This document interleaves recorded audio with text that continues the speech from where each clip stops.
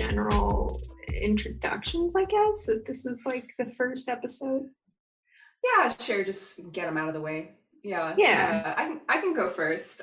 please. Uh, Freelance illustrator based in the Midwest. I got a comic art degree from MCAD, and as did my co-host. I mostly do independent contract work as a caricature artist around the country, but I'm trying to break into other industries. I'm kind of like a jack of all trades. I really like digital work. Cool. Yeah. I'm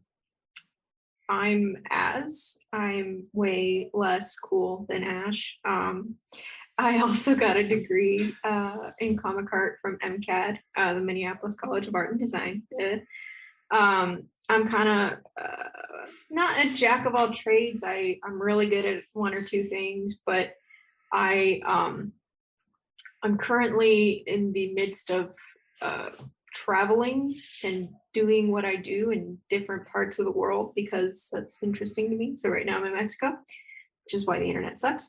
But I do freelance design, freelance publishing work, and micro publishing and cartooning. That's it. Awesome. Yeah. That's an impressive repertoire. No, it's not. Yes, it is. Just because you have cartooning on the list, that's the Oh, only right, reason right, why. right. Yeah, no, cartooning is godly. Around here, it is godlike to be a cartoonist, so we stand. Oh, absolutely. Yeah, that's why we live in boxes. We got to practice being humble. Oh yeah. This is why I'm a starving artist. It's by choice, trust me. This isn't even my final form. Yeah. God, man, I gotta say, living in Mexico on an artist budget is fucking great. Like, I eat so well for so little. Right? Yeah. So does it just like pare away like the excesses of, like American living, the American lifestyle? Like you can just like get more for your money's worth and like you don't have all these distractions going on. I mean, in my experience, kind of. It's funny because I'm living in a house with 5 other people, and all of them are from different parts of Latin America, mostly Mexico, but I'm the only one from the United States.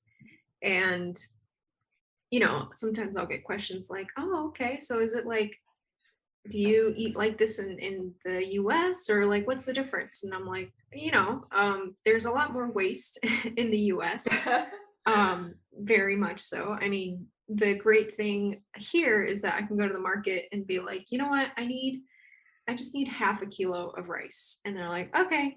Or you're like, you know what, actually just like 250 grams of rice. And they're like, okay, like you don't have to get too much.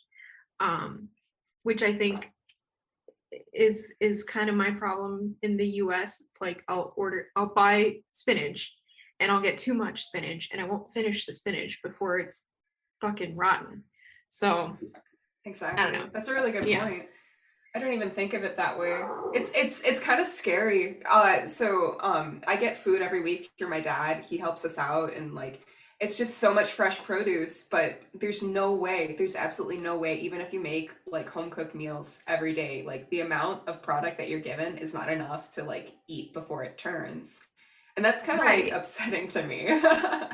It's totally a thing. I mean, you remove that sort of, I don't know. I don't want to sound too like hipster and be like, oh, it's farm to table. But when you remove that like interaction with the person actually growing the produce and you have it cleaned and packaged for you and prepped for you and you buy it in a grocery store, you don't get that sort of control. Which for me, it has this form of removal. I don't know. I'm really weird about eating. I think you know this. I Yeah. I don't I can cook very well, but I don't like cooking unless it's like all the brain work is done for me, which is why I'm using an app right now to do all my like shopping and cooking because I have to do so little thinking. It's just like buy this amount of food. And I'm like, okay, I can buy exactly that amount of food and then I can eat that amount of food and it works for me. So Right. yeah. Doesn't happen in I the don't know if you do States. this. I started like picking up this habit of going onto like these websites where you just key in all the materials you have at home, like the ingredients, and then they tell you what recipes to make with it. Like that took a lot of the heavy lifting out of cooking for me because like That I don't know if it's yeah, executive dysfunction, but it's like so many tasks at once that my brain can't handle. And that one really helps me out because it's like no one taught me how to cook growing up. I don't have like a list of recipes in the back catalog. Like I'm like fending for myself and I don't know. The internet makes it much easier to adult, even though I hate using adult as a totally. verb. What is it like? Yeah. What's in your fridge or whatever it's called? Yeah, my fridge or whatever, super fridge. They all have silly names. Super Um, fridge. I mean, yeah, I guess I mean, talking about eating and food, it's really interesting, especially as a creator, a freelancer, where you are home all day or you're in your studio all day, and the concept of feeding yourself, it can be either extremely daunting or extremely satisfying. Like taking that time out of your day to cook can be a break from work, or it can be just a huge hassle to stop your thinking and then Right. be like, "Ugh, I have to like go clean a fucking vegetable and fry it, and now I have to think about that and wash dishes." And it Yep. it totally like it has to be integrated, or it's your worst enemy basically. It's funny how you relate it to like thinking, because I think that's the reason why it's so hard for a lot of like Zoomers and millennials to adopt like just like good hygiene, like living hygiene, not just like literally with showers, but like taking care of menial tasks every day.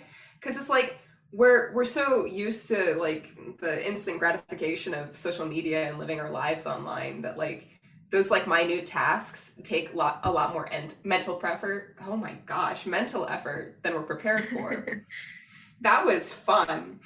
Um, I ask you and something personal? yeah, Do you make your bed every day? no, I don't. Do you? I do. I can't start my day unless I make my bed. And I think it's really interesting that I developed that habit because it was totally unintentional. Because I used to not make my bed and it just happened. And now it's like I can't do anything without it. But I would like to know why you don't make your bed if you've ever put any thought into that. I mean, I have before. Like when I lived in Minneapolis, I made my bed every day. I mean, it could be a depression thing. It could be like just like it was never ingrained into my routine growing up. Like my parents never really cared if my bed was made. My parents never really cared if my room was clean. My I parents know, didn't I either, know. but every like once every 2 months, they'd be like, I said, hey, you need to clean your room. I'm like, okay. And then I'll just shove things in like the dark recesses of my room and be like, look, it's clean. And they're like, all right, fine. Exactly. My poor fucking closet, man. Like that's where the mess like lives now. It's just in the closet and it's impossible to move shit in there. I like the thought of organization and cleanliness it's always on my mind. I was thinking about it this morning while I was making my bed actually, because I was thinking like, I'm a very organized, very clean person, and I did not used to be. I used to have rats in my room. That's how bad it was. And the potential of becoming a hoarder, I think, was so frightening to me that I like snapped and went the totally opposite direction. Um, like one of those horror stories where it's like, okay, I don't have a choice here. It's either because I'm an all or nothing person. We've talked about this before. I think it's like something to do with ADHD. I'm not diagnosed ADHD, so I don't want to say I have it, but I think it's something like my therapist would say, like, yeah, that's a mentality, or it's a depression thing too, all or nothing. You're all Yeah. in, or you don't want to do any of it. I get that a lot from my therapist too. I'm also not diagnosed, but she'll like recognize some of my behaviors and she'll be like, and that checks like one of the boxes of ADHD. But the thing is, like a lot of us like have these comorbid things going on in our head. So like you could have symptoms that belong to your anxiety that like on other days can belong to your ADHD. And that's what makes it so hard to track and like keep on top of. Like where does it begin and end? Yeah, and I mean, mental health is so like diagnosing mental health is so complicated. Um, which we can talk about when we get to TikTok because we are definitely talking about TikTok today. Oh But no, there's such a weird overlap there. Like that's it's gonna take like 3 hours to unpack. I know. But I was thinking about the fact that like my therapist would always say like, I don't know, you might be on the autism scale because autism it appears different in women, it looks different in girls, and it's usually misdiagnosed or undiagnosed. And I was like, whoa, let's not go throwing around the A word. Like, I don't know if I'm autistic. Um, I just think I'm a little weird about touching sometimes. And like, I'm a little weird about my food Right. sometimes. But I don't know if I want to go so far as to say, autistic, not because it's a bad word, but because it's like, I'm so highly functioning that that's not my concern. Like, my concern is more like my drinking problem or my Right. physical health, like having to eat right and exercise. Those are more pressing to me than like getting diagnosed autistic, I think. Um, but I think a lot of people kind of Right. push for Like what those you're getting at is like, what does diagnoses. that diagnosis really do for you? Exactly. And I have one of my friends that I've known half of my life, and he's one of those people that's like, nah, you're probably on the spectrum. Like, trust me, I'm on the spectrum. I think you're on the spectrum. I'm like, You're not qualified to say that. Please stop Right. saying that. It's not that And I have a yeah. problem. Yeah, it's just I don't want people diagnosing me. No, it's the same thing with like you don't need other people who, because like I said, it's comorbid. Like you could show signs of your ADHD and they could interpret it as autism. It's like no one really knows. You're not a licensed professional. Like we should try to keep that a little bit more sacred, that boundary. Plus, like, licensed professionals misdiagnose all the time. Like, unless it's a huge uh like part of your day, like it makes your existence difficult, or it makes your like mental health struggle, it's just not that important, I think. Like, and this can tie into something we were talking about yesterday, my like no policy. I think ignorance is bliss sometimes. Coming from someone who used to be obsessed with knowing everything and couldn't keep a secret. Like, I had to share all the information I possibly could. I'm okay with just not knowing some things. And I don't know, maybe that, I don't know. Is it privilege to say like I don't need to know? I mean, there's a way you can swing it that way. Honestly, as someone who personally knows you, I think it's just necessary. Like it's necessary for everyone to tune out from time to time. Like I battle with this a lot personally because I am very political. Like deep down, like a lot of the things going on in the world like feel very pressing and like instant. Like they're about to happen and things are so dire and you want to be involved. But I had a really good conversation with a friend of mine where he said there's nothing you can do. Like even the efforts that you're putting in, the efforts that are good efforts, it's not solving these issues that you're concerned about. And there's no way it can. And when I heard that, like it was like a light bulb went off in my head. Like you can continue to have like ideology that is really meaningful to you, but for your own like sanity, you have to tune out from time to time because it's just making you more depressed and you see the world as a more dire place sometimes. I agree. I think, uh there's this sort of mentality that if you're not out on the streets and you're not actually physically like involving, that you're a couch activist, and that has a negative connotation. um but I think, you know we we as human beings, our brains are not designed to know what is happening all over the world. Like, we just don't have that mental capacity. But now we have the internet that is smarter than us and is telling us what is happening all over the world, that just like flares up your anxiety. And at some point you just have to be like, you know what, I can't, like, I physically cannot take this. Were you the one who told me about the social circles for early humans were like no bigger than 200 people in their lifetime. It's like I don't know about you, but I probably met 200 people in the first 5 years of my life. Oh, And then definitely. I'm like related to like we have family yeah. reunions here in Mexico that have more than 200 people. Trust me. Exactly. But like it's not just like familial, right? Or like in your peer Right. circle, your It's friend group. everyone. It's Yeah, everyone. because we're connected so easily and intimately now. People can get a hold of you when you're in your bed. Like they just send you a DM and suddenly like that person's in your life again. So we have all of these interpersonal connections. Like how do we have any hope of, finding like unity in it all when like we have way more cultural and global information than we know what to do with. We're not wired to function with that kind of knowledge. Maybe this is like And I the think that's the perfect, reason why. yeah. I think this is the perfect segue into TikTok. You think so? Okay. Yeah, sure, sure. Well, because, thinking about that social circle, how many people do you see on TikTok in a day? Just using it over an hour. You probably see about 200 people. Oh, oh my God, I know. Like that's a gut punch, that statement in itself.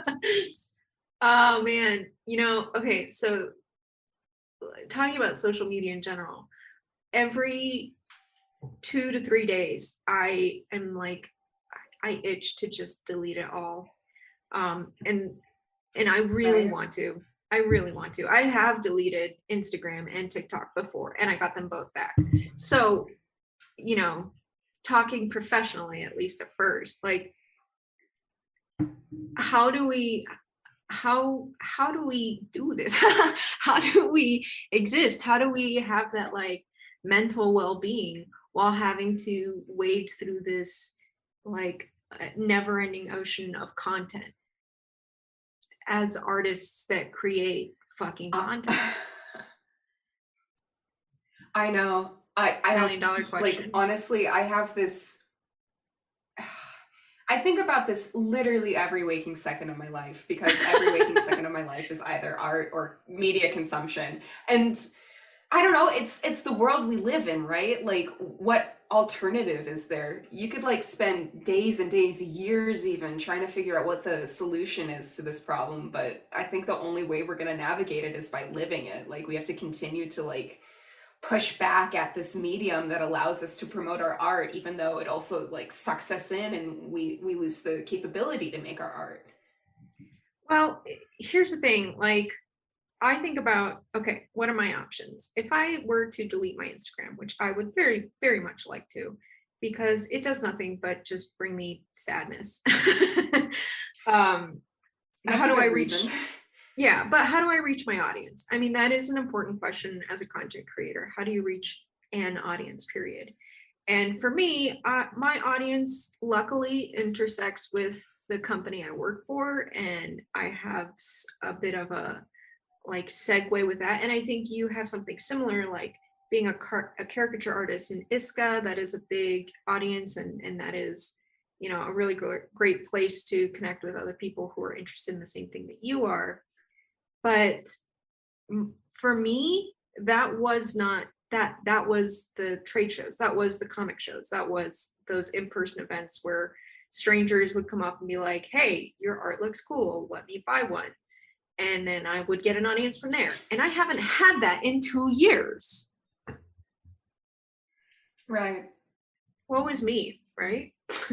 So you Well, that's exactly it though. Like it sucks, but that's the reality of it. Like you need social media because sometimes we just don't have the means to do like in-person networking. Sometimes all we really can do is just sit back, make our work and promote it while we're making it.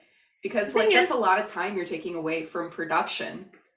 I love that in-person interaction. I really do. I am not a social person. I am a shy person. I don't talk to strangers very much. You know this because before we met, we Hmm. had two conversations, and they were just quick and snappy. And then I don't know how we started talking like fully, but I'm living in a house with 5 other people right now. I've said maybe 2 sentences to most of them. I'm not that kind of person. But when you put me in a trade show, when you put me in public in person, I am so stoked. I did get to do that at the Comic-Con special edition. But that's like the audience there is a totally different conversation. Um, Absolutely. Is it ever? Oh gosh, could we segue real quick? Like, could I just yeah, tangent yeah, off yeah. of that? Because that when I tell people that I have a comic art degree or that I'm a cartoonist, like the conversation almost always steers towards either manga or like Marvel DC, Yeah, try like try being a hype. cartoonist in San Diego, dude. Dude, I don't want to think about it. I would like to keep my peace of mind. Oh my God. Someone was like, so what are your comics about? And I was like, I mean, they're just sad. That's the best way I can describe them. And they're like, you really need to Cheers, work I'll on your drink to that. pitch. Or like, you need to make them sound more interesting. I'm like, that's what my comics are. I mean, if you really want me to go into it, I can talk about how they're like exploring issues of identity and sexuality and But no one wants to growing hear up. that. No, of course not. They want to hear, does it have a No, pew no one wants pew to and hear does it that. have buff dudes with a giant hammer, right? Yeah. Yeah. No, well, that's exactly it. It's like you found your audience. She just didn't agree with your audience because your audience would hear, oh, it's sad. Fuck yeah, I'll take 10 copies. I'm your audience. If I walked up to Yeah. somebody at a comic trade booth and I see their comic sitting out there, I'm like, oh, what's this about? They say to me dead in the eye, it's just about being sad. I'm buying it. You can't stop me. And that audience does exist. It's just it's so I guess niche. I don't know. I don't want to say niche because that just makes me sound so fucking pretentious. It I really think it's the does. right Like word. it's just, I want to talk about something people don't want to talk about, which is just being sad. I think about this quote in, okay, we've been watching Doctor Who. I think about this Yes. quote all the time because it's first of all, Carrie fucking Mulligan. In the Weeping Angels episode, one of the best episodes ever written of Doctor Who, and it was written by Stephen Moffat. And this is like the perfect example of how like Stephen Moffat can have really good ideas, but just fucking kill the execution, just like ruin it. And there's this one line where where Carrie Mulligan and her friend are talking, and she's like, it's just so sad. And her friend says something like, what's so good about sad? And Carrie Mulligan's response verbatim is, sad is happy for deep people. And I'm like, are you fucking kidding me? That is so awful, dude. Awful. What do you even say to that? I don't even remember when, I don't know what year that episode came out, but it's like, Jesus, that was never a good line. Dude, come on. But you can forgive it because it's the Weeping Angels. Right. It's still Doctor Who, man. Yeah. Well, sorry, there was another like tangent I had in mind before we got to Doctor Who. Not that I'm upset about Doctor Who. I'm always about Doctor Who.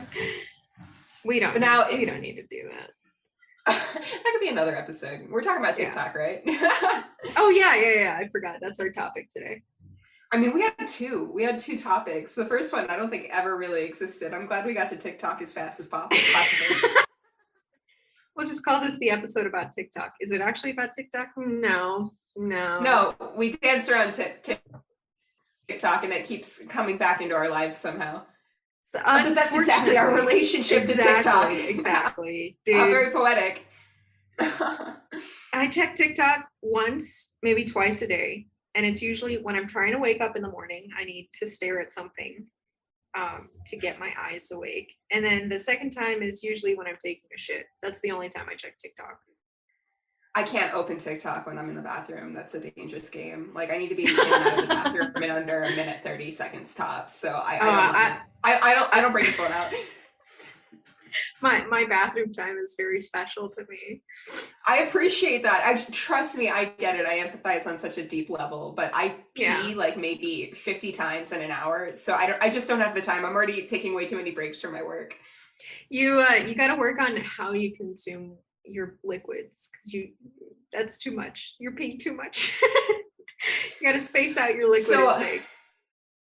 I saw a Medium article about how I wasn't drinking enough liquids, so I took that as a personal challenge, and it's definitely impacted my bathroom time.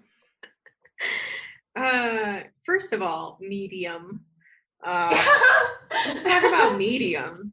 Yeah, that's better than TikTok. I could talk about Medium for hours. Yeah, because you remember I wrote this long fucking article and I was gonna post it on Medium, and in the end I was like, man, I don't fucking feel like sharing this. Like, this is my thought. I want to stick with this. Right, I'm not gonna fucking right. share it. Um, okay, so Medium and TikTok. This is actually a really good thing I wanted to bring up. How do you think of TikTok? Because for me, I think I've realized it's basically a form of vlogging. Like it's modern day vlogging. I so but I apply like the artist lens to everything. I see TikTok as like an amazing like creative paradigm shift. Like the way that we consume and create media has definitely been like vastly changed by TikTok alone. And I find that very compelling. So, you know, a lot of people are like, "Oh, TikTok is cancer," and like I kind of get it. Like on a a boomer yelling at a kid on his lawn kind of way. Like, yeah, like sometimes you see cringy TikTok dances or trends that are harmful, etc. But like on the whole, the ability to like revolutionize the way independent artists can create content and share it like so easily, I think that's amazing because some of the most inspiring stuff I see in a day as an artist I get off of TikTok. And maybe we're on different TikToks because for me, it's just about wasting time. I mean, I know both sides, but I've specifically curated my TikTok so it mostly shows me like artists like parallel content. I love that word curated TikTok. Like I love that phrase. Yeah, I right? think I really do. I find it so fascinating how easy it is to actually like manipulate an algorithm. I remember I gave my brother my password for Hulu, I think, and he was using my account on Hulu, and I was like, "Whoa, whoa, whoa! You got to use the guest account, pal. You're not fucking with my algorithm." And he was Right? like, "What? Did you just say fucking with my algorithm?" I was like, "Yes, I'm very protective of my algorithm. Don't you fucking dare bring your Right? nonsense into my like it is your algorithm is so precious to you now. When you think about like letting someone else look at your For You page on TikTok, you're like, oh God, no, you can't. That's don't look at that. That's personal. That is more personal than my social security number. Don't you dare." Holy shit. That's exactly what the Zoomer social security card equivalent is. That's crazy to My me. For You page. You nailed it on the head. Well, it's the algorithm, basically. Because, Yeah. like, it's the Yeah. same on any social media platform. Like, once you got it to a point where, like, you can actually stand consuming the mindless content on it, that's sacred because it takes a lot of effort. If you go to, like, the recommended page or just, like, the trending page on social Oh media God. platforms, it's awful. It's garbage. It's hot garbage. It's the worst stuff I've ever seen because it's all made to like garner views and money, AdSense, and it's scary to me. I can't imagine how many people are still watching those things because it's just what the algorithm sends their way. I think that's a really interesting point. Like as artists, we can talk about it. I don't want to go too deep into it because this is going to go into conversations of like NFTs and stuff, which we will do a Yeah, whole other I don't have episode the on. energy right now. No, but I think it's interesting, that you have this. I mean, artists have always had this like fine line to balance of being commercially successful and then being like true to your art. And um, they're like that line is so blurred right now because you can make some weird shit that you do not care about and it will be super successful, or you can pour your heart and soul into something and it just gets lost in the noise, and it's hard to tell which is which. Nowadays, it really is so hard to tell who's actually putting in the effort and who isn't. So much so that I don't even know if those critiques are valid anymore to say, like, That I was just about to say that. Does it really even matter? Like if you can't tell the difference?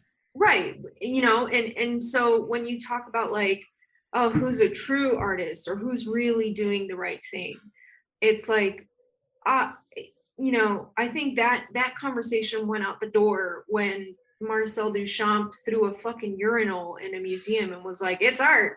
Like, what? Who said it is? I did, and I'm an artist. So, how do you even contemplate that now with things like TikTok and social media and having to get views in order to make money? I think if you remove the financial component, it's actually quite beautiful. It's like this living, breathing, like vast series of organisms that all function together, like, like the root system of a tree. Like, there's a lot of inspiration and yes, stealing, but it's all innovative and like people like keep outpacing each other because we're connected on a global scale. It's once you add the financial component that it starts to feel a little dystopic, but I mean, I don't need to get on my high horse on that one. I'll Right. do you Well, have the the entire day to talk about it? the idea of like stealing, I think, is interesting because that's evolving now. We're not stealing anymore, especially when you look at TikToks, when you look at TikTok sounds or TikTok trends, everyone's doing the same joke, but it's funny every time. Or like someone Yeah. tweaks it maybe, but not really. It's the same thing, but it is, it's a trend is what they're calling it. It's no longer copying, it's trending. um Right. Speaking of bellwethers, because we were saying what the fuck does bellwether mean, but you have creators like, I saw a TikTok the other day about like Kylie Jenner and how she basically just steals every like trend that she, but is she stealing it because it's a trend? you Yeah. know we no longer have that concept of plagiarism because now it's what's in. It removes the guesswork for people. Like trying to predict trends like even 10, 15 years ago, that would take a whole lot more effort, but now it's just like what's the trending sound right now? What are people doing to this sound? Okay, I'll do my version. Boom, I'm in the trend. Yeah. And it's funny. It is, sure, like, what's a trend on TikTok right now, like the um okay, the Don't little green bear, the succulent bear, the cute little bear, and the tenacious D sound, like that was great for a while, and everyone is doing it and they're still doing it, and I still get a chuckle because it's like, I love Tenacious D and I love Jack Black and I just like listening to that sound. But you're like, how many times do I have to see the same TikTok? Keep going. And that's the curse of the algorithm, is that you're like, ha, that's funny, and you like it. And then it shows you the same thing again from someone else. And you're like, oh no, that's not why I liked it. I liked it because it was funny. Mhm. I am a serial liker. I like everything. Maybe that's my problem with my algorithm. I like everything. You know, that reminds me of, have you seen draw, drawing with Jazza on YouTube ever before? Drawing with jazz? No. Jazza, I think he's Australian. If I'm Okay. wrong, I'm gonna feel stupid. But there's this really famous YouTuber called ZHC, and Jazza did like an expose on him. And I mean, I don't really care about Jazza one way or another, but it was interesting watching the expose because I was like watching ZHC's like YouTube channel since he just started, and like he was kind of like a one-hit wonder. Like I think one of his early videos just like suddenly gained a lot of attention, and then he figured out the algorithm perfectly. So he would like do all these YouTube trends, like painting AirPods and giving them to a stranger, stuff that will get views. And now he's like more an influencer than an artist. Like his art is his brand, but this is going to sound so whiny, but there's no art to it anymore. It's just pure commercialism. He learned how the Mm. system worked to the point that he like maximized the amount of money he could make out of his art, but it's no longer his art because it's constantly in service to this money making scheme. That idea of It's the like a artist, philosophical paradox to me. yeah. Well, the artist versus influencer, um, like that's a really interesting conversation. I think I mentioned the other day, because I'm always talking about what movies I I Ash and I are always talking about movies. Yes, we are always talking about movies. But Ash has this Yes. sort of, you got this pass where after you told me I needed to watch Fleabag and I watched Fleabag, you officially have like the pass to tell me anything I should ever watch ever. Um, and so I'll try to like I'm still to this day trying to make up for that like great favor you did for me by telling me to watch Fleabag. So I'm like constantly trying to get you to watch movies that I liked. But I was like, just it's not as good. It's not as good as Fleabag, but it's pretty good. But I think the other day I mentioned I watch most of the things you recommend to me. I know, because I have good taste, but thank you. Uh, You do. No, I just wanted to make sure you knew that. Like, I really admire your opinion, so I'm glad that Fleabag landed for you. it landed. Oh, it landed.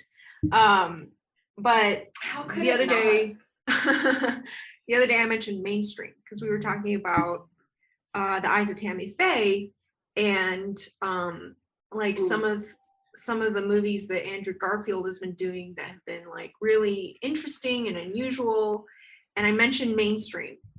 And I said it wasn't as good as some of the other movies that he's made recently, but I think it's really interesting, especially in reference to this sort of artist versus influencer conversation, which I think is a really it kind of it was Gia Coppola who directed it, and it kind of touches on that in a pretty broad way. I mean, that's literally the whole point of the movie is that Mia Hawke's character is like an artist, a film, I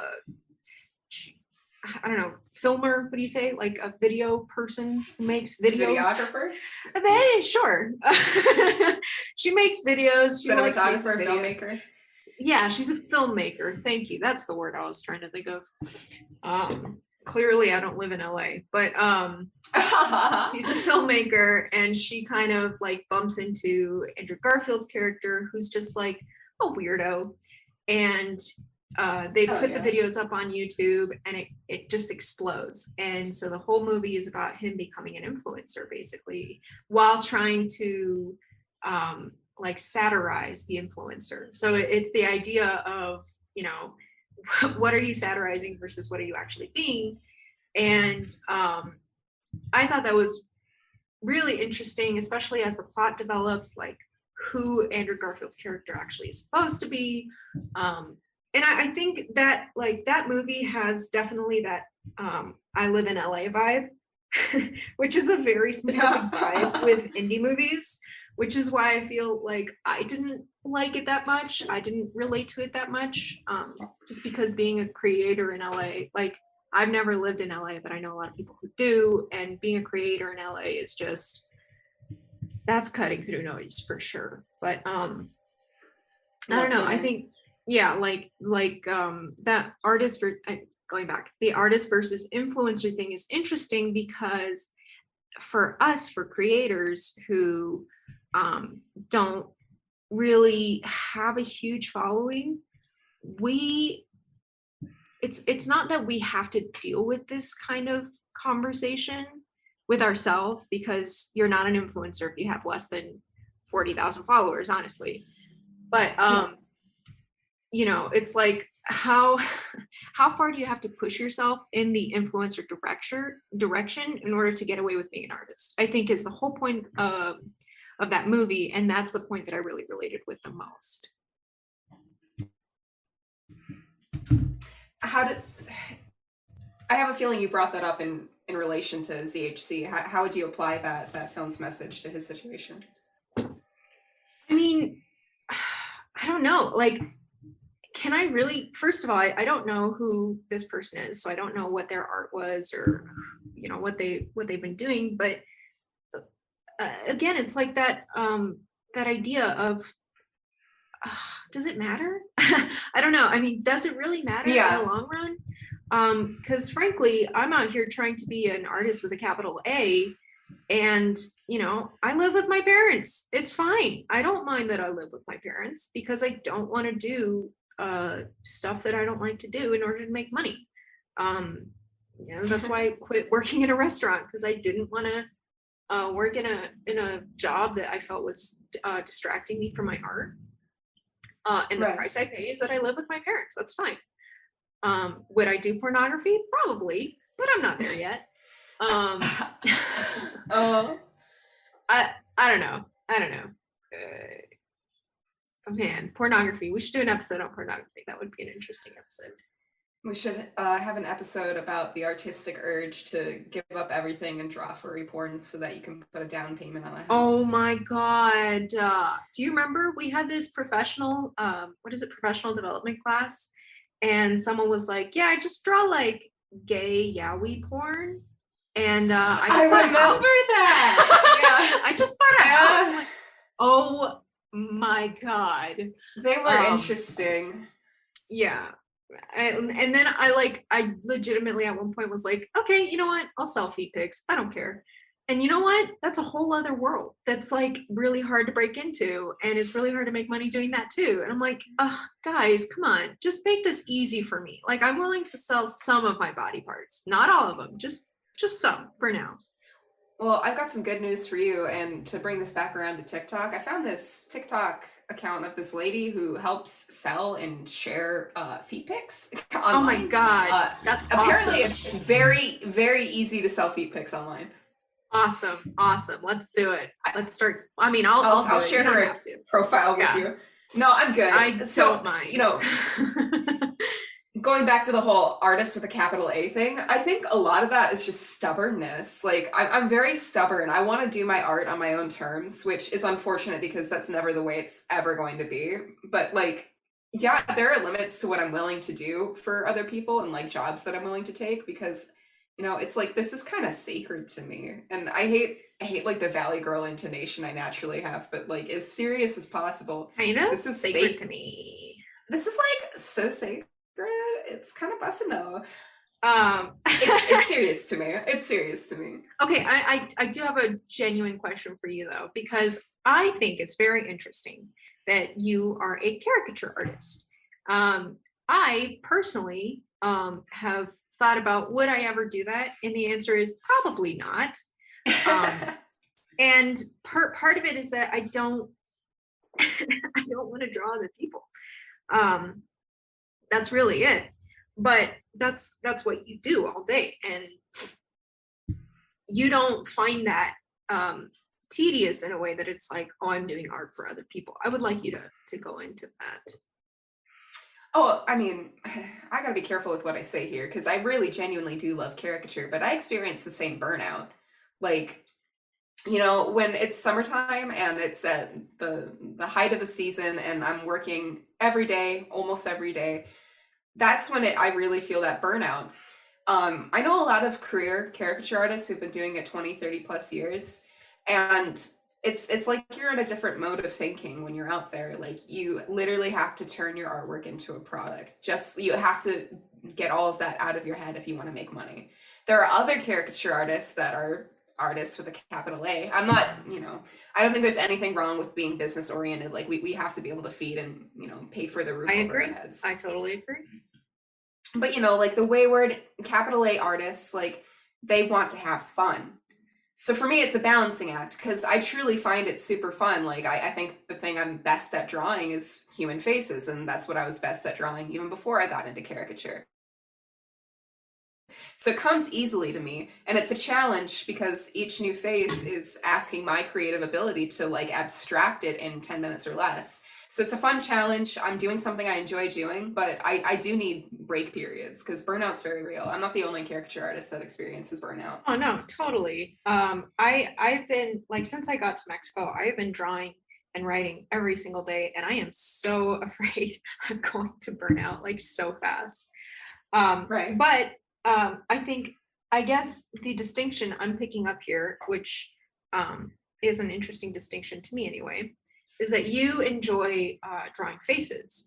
I don't enjoy drawing faces as much. I enjoy drawing emotions. I think that is like my favorite thing.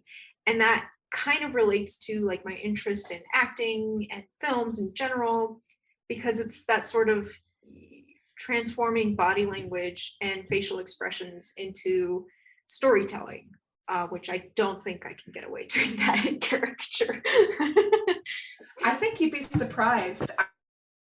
I don't mean to presume, but I imagine the main reason caricature art is like intimidating for people is you're being expected to perform on the spot. Like that's a lot like Yes. acting as well. Like you need to get Yes. it right in the moment. And that's very intimidating, and it's doubly so when you're an artist. But I think that if you can like weather through the first like season of caricature and you do it diligently, nonstop, and you don't give up, you find that it comes a lot more easily than you think it would. That's what I Hmm. found anyway, and I imagine that's the Maybe case for a lot of caricature artists. maybe I'll spend a summer crashing on your couch and working the fair with you, and just out of Oh, curiosity that'd be see so how it sweet of goes. you. See how Yeah, I'd I love mean, that. at Please. least I'd have a steady income. It's more than I can say right now. um yeah, I don't Yeah, know. I think we don't make bank, but you can make decent money doing it. I make zero right now, so that's fine. Okay, um awesome. yeah, I mean, I did choose this. Like, this is my fault. I said, I want to be a cartoonist, and I want to spend 4 or 5 months drawing a comic, and then once, or a book or whatever, and then once I'm done with it, then I'm willing to share it. um and sometimes it doesn't work. I So the series that I'm doing right now, you know a lot about it. You are the only person I think that I talk to pretty explicitly about it, because I trust your input as a creator, but also, you know, every creator needs just a bouncing, what is it called? An idea board to bounce ideas off. Whatever. You know what I'm saying. A bellwether. A bell. A bellwether. Yeah, I don't know what that word means, clearly. No, but so this this story that I've been working on, like the general idea of it, I guess, from a creative perspective, from an artist perspective, is I spent 10 years writing this fucking story. I have been writing the story since I graduated high school. It is very personal to me, it is very important to me, and it is my heart and soul in a way. And I finally decided to make it into a comic. It was like pulling teeth to decide to make it into a comic.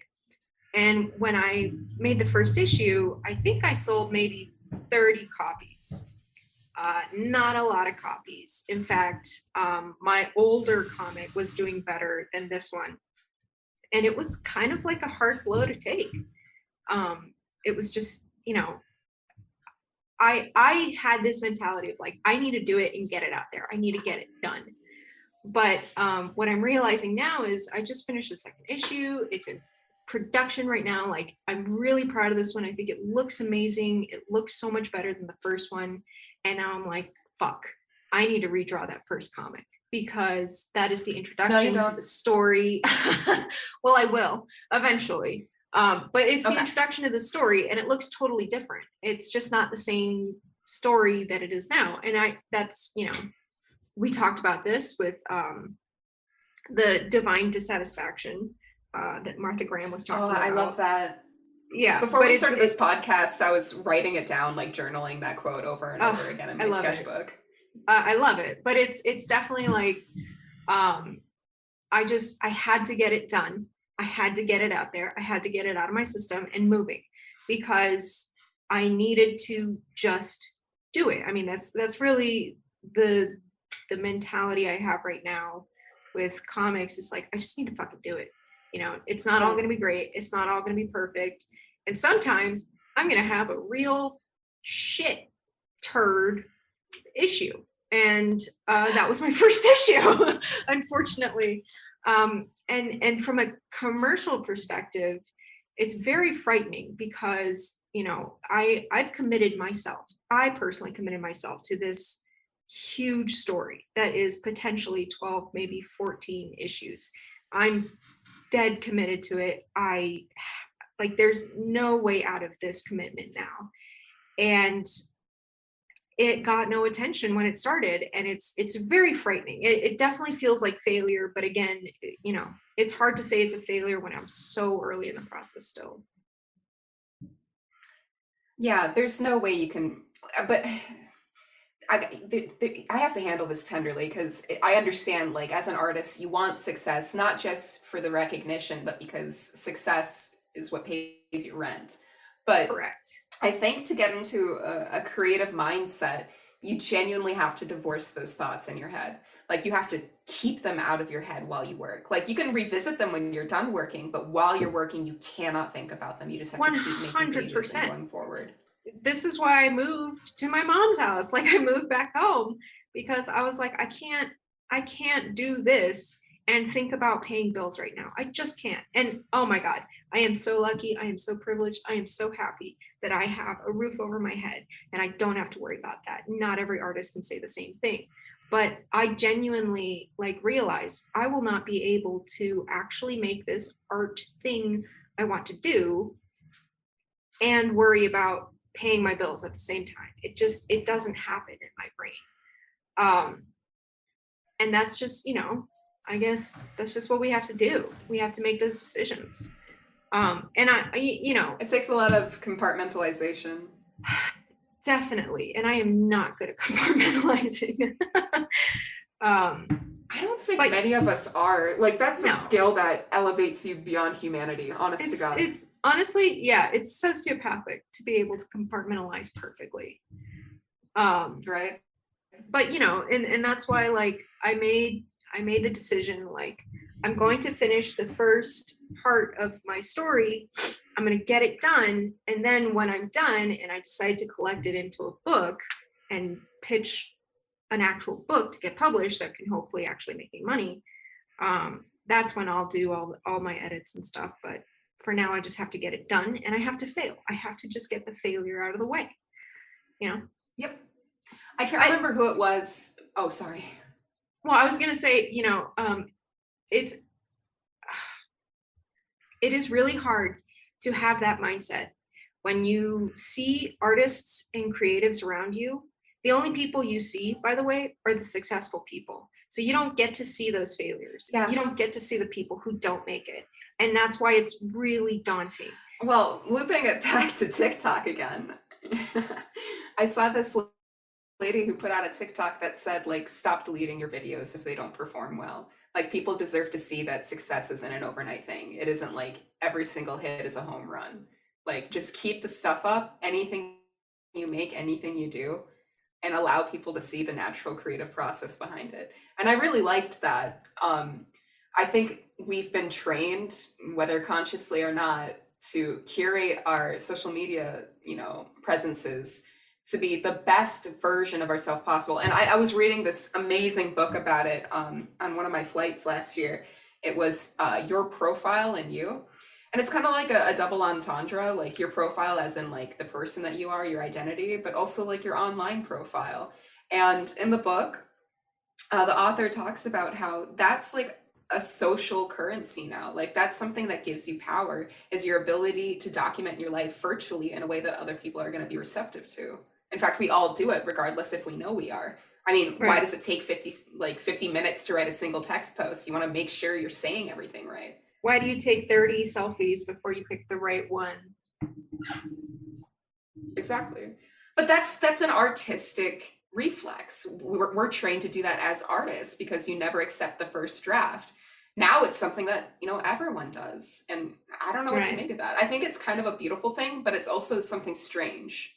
Well, I think, you know, most people are far more creative than they, you know, are willing to admit. And I think that's being kind of expressed now through social media.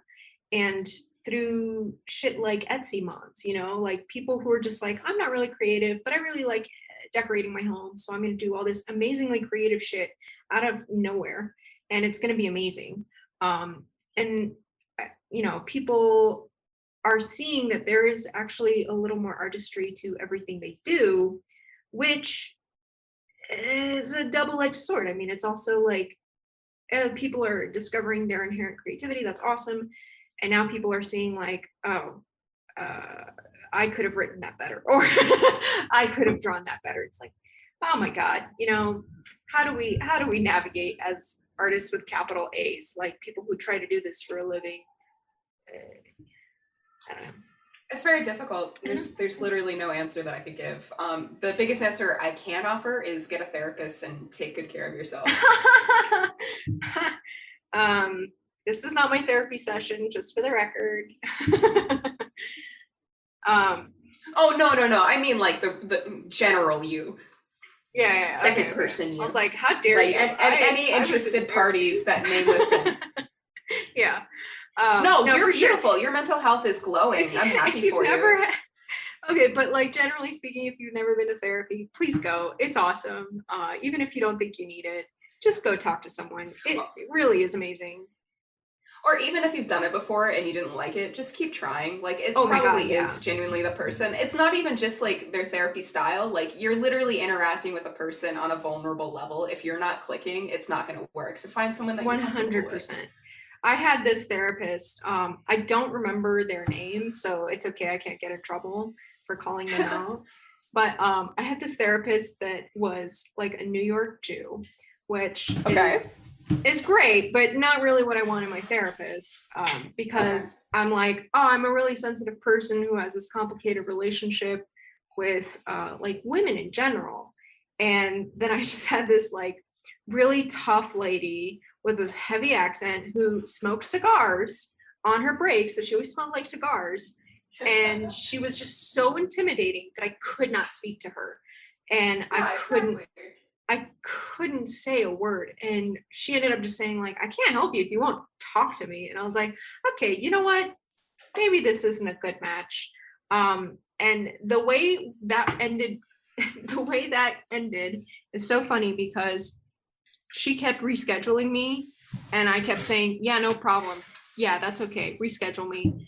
And eventually she just stopped texting me and I didn't call her back. So it was just the most like ghosted I've ever been by a therapist, and so grateful for ghosting. Like I was so good. There wasn't Was a she actually a conversation or licensed anything. therapist? Yeah, she was. It just like, you know, some people need that aggressive, like female energy. I did not. I did not need that. I needed someone to just be like, it's okay to cry. I'm like, oh, thank God. You needed a mother figure. Yeah. I mean, I don't want to say that because I love my mom. I do. She's a great lady. But yeah, I needed a mother figure. I definitely. Oh yeah, needed no, I'm that. sorry. I didn't mean to imply anything. You do. Your mother is a very lovely lady. I more so Yeah. mean like there are archetypes that we seek comfort in, and for you, it's probably the mother. I'm very Yeah. similar. Like I just want to be held, and I want someone to pet my hair and tell me it's all gonna be okay. Oh, I don't want that. Yeah. No, no thanks. Don't touch me. Mm. Oh God, no, not literally. I've got boundary issues. Oh my gosh. Speaking of selling feet pics, because that's what we were talking about. I had a dream last night that I was in like a how do you describe this? It's like I got married for money. Like I married someone in order to get money and to like have my life paid for. And it was great. And like the arrangement was like someone was like, if you marry me, I will pay you and provide you housing and let you make your awesome art. And then in a year we'll get divorced, so it doesn't even matter. And I was like, yeah, okay, let's do it. Oh. So that was my interesting dream last night. It was strangely real. The previous night, though, I had a dream that I was in love with a serial killer, and the serial killer was actively killing people, and it was very tragic.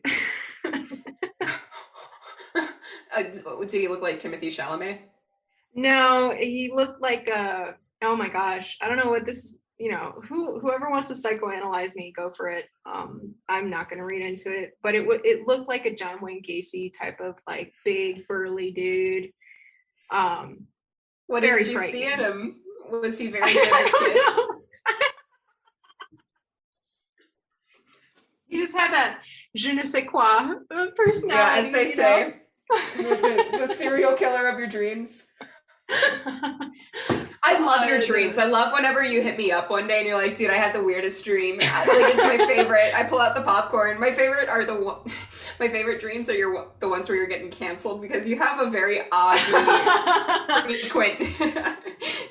I do. I don't know what it is. It's the new like standing up in front of a room only wearing underwear. Oh my god, I know. Yeah, it's like, oh god, I got canceled last night. Let me tell you why. And it's always the dumbest reason. I know, but it's also the kind of reason that like everyone's just like subconsciously afraid is going to happen to them. Like, I mean, it's inevitable. I think everyone at this rate, everyone is going to get canceled at some point. I want to come up with a name for people who are like Karens, but about canceling. It's not like the let me speak to your manager. It's just the automatic like, you're canceled. Caden. Okay. God. I don't know. I know some Cadens that are really nice. I don't know if I want to call them Cadens. Okay, we don't have to do Caden. We'll think about it. Cliff. Hey, that's my dad's name. Come on. That's my uncle's name. I love Cliff. Yeah, that's a great name. I just wanted to throw out like a boomer suggestion. I thought it'd be funny. No, because this is a specifically like millennial Zoomer thing to just be like immediately canceled. Yeah, ergo Cliff Funny. What? You say words I don't know sometimes. Ergo? Ergo, ipso, Oreo. Ergo just basically means therefore. I know. Oh, okay, sorry. I was making a reference to Bones actually, and I hope nobody caught that, and I got away with it. I know how you feel about Bones. I've never seen an episode. I don't know what you're talking about. It's that you have zero opinion and you don't care about it. I don't care about it. There's so many things I don't care about at all. Don't know what you're talking about. Wow. Anyway, so what? It's been about an hour. What do we say now? What do we do now? Ash, what are you working on? I'm working on a commission. I drew a friend of mine 2 years ago. It was just like a silly little doodle, and he really liked it. And now he has a Twitch account, and he wants to use that as his logo. So I'm redrawing it, and I'm doing a couple versions where he has like a chef hat on. But I'm doing something interesting that I don't normally do. I'm experimenting with style again. Because I'm going to convert it to a vector, rather than draw it out, I'm using the lasso tool to fill in my lines, and it's creating a really cool cutout feeling, kind of lithographic. Oh, I like that. The idea of like a wood cutout, but digitally. Yeah. Interesting. Yeah, I tried doing that a lot. In 2020, during like the very early stages of the pandemic, I would draw album artwork that I really liked, just redraw it, and it'd be like a 30-minute exercise. And I did one for Queen Sarah Saturday. I think that's the name of the band. They're really good. They were kind of I hate to say indie, but they were kind of like underground. But their album artwork, yeah, they're being slept on, peeps. Go listen to Queen Sarah Saturday. Queen Sarah Saturday, got it. But the album is called June German, and it already looks like, a cutout, like a wood print. And I just tried to emulate that as best as I could in Photoshop. And that's the amazing thing about digital medium, and that's why I'm just like bananas about it, is you can imitate almost any artistic style or medium if you know how to do it. And it's really cool to make it happen. Yeah. I drew my entire comic on a Cintiq this time because I'm very honored and lucky to be accepted into an artist residency where I was given a fully supplied studio. It's not a big deal. Hell yeah. Well, that's a big deal. Enjoy that Cintiq. But yeah, the Cintiq is a fucking game changer, and I was able to like perfectly emulate my style on or in Photoshop. So now I'm like, fuck it, that's great. I love digital. I love Isn't digital. digital amazing? It really is. If I was a prophet of anything, it would be digital art. I feel like it's like the cheat codes of life. I'm forcing myself to do all my thumbs in pencil because it really is just like, you know what, I'm just gonna copy and paste this and then just redraw it a little bit different. And it is, there's like this thing that I've heard when it like in relation to like exercising and getting stronger, it's like it only gets harder if you challenge yourself. If you don't challenge yourself, it's gonna stay hard. And I'm like, God damn it. Yeah, I should draw this by hand. I should really put in that work again. So I'm trying to incorporate a little bit of both, but yeah. Well, the whole idea behind the thumbnail is that you're scaling it down so that you can understand the composition on a bigger level. Like, because as soon as you blow it up to full size, then it's a little bit easier for your perspective and how you want to map it out. Like, it gets away from you.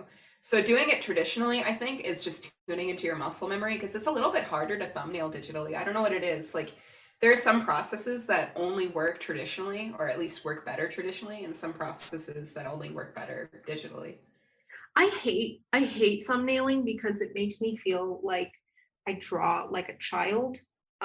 It just like my judgmental brain is firing off so much when I'm thumbnailing, and I just like have to push through it. I know what you mean.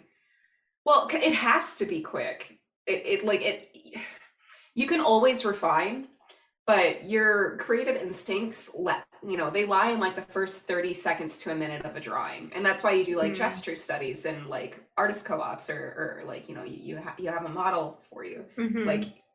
you need to tune into that muscle memory and remind yourself like, yeah, I do know how to do this. Like your body literally needs to be reminded, yeah, I know how to do this. So like you're turning off like your executive brain and you're tuning into like the subconscious brain. Mm-hmm. Mm-hmm. Yeah, I think it also it forces us to take a bigger perspective, which I think is counterintuitive, especially as a cartoonist, like to blow or like zoom out and look at the project as a whole. It's a really hard thing to do, I think, for most artists.